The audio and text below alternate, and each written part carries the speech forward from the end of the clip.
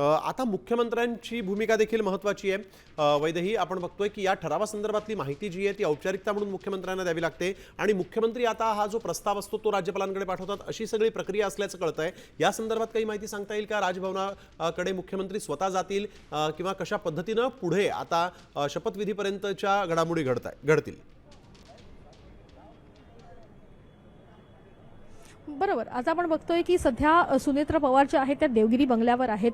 देवगिरी बंगल्यावर त्या आपल्या मुलासह म्हणजे जय पवार यांच्यासोबत दाखल झालेल्या बघायला मिळत आहेत आणि इतर जे सोपस्कार आहेत, इतर जे महत्त्वाच्या गोष्टी आहेत ते सध्या राष्ट्रवादी काँग्रेसचे वरिष्ठ नेते करताना बघायला मिळत आहेत।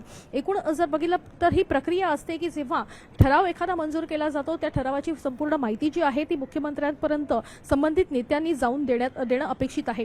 त्या दृष्टिकोनातून अनेक नेते जे आहेत ते त्या ठिकाणी मुख्यमंत्री यांच्या वर्षा बंगल्यावर दाखल झालेले आहेत।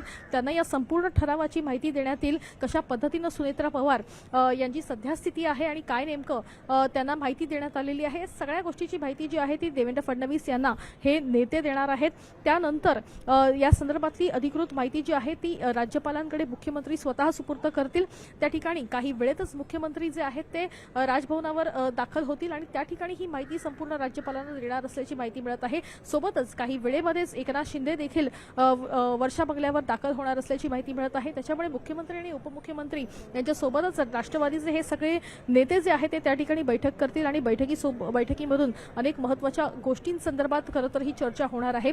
हे सर्वच एकूण जे नियमामध्ये ज्या गोष्टी बसतात त्या सगळ्या गोष्टी कशा पद्धतीने सुनेत्रा पवार यांना सांगण्यात आलेल्या आहेत, नेमके त्यांचे अधिकार कुठचे आहेत या संदर्भात माहिती देण्यात आली आहे का, या सगळ्या गोष्टीची माहिती जी आहे ती फडणवीस यांना देणं गरजेचं आहे आणि त्या दृष्टिकोनातून मुख्यमंत्र्यांपर्यंत ही माहिती सुपूर्द केली जात आहे।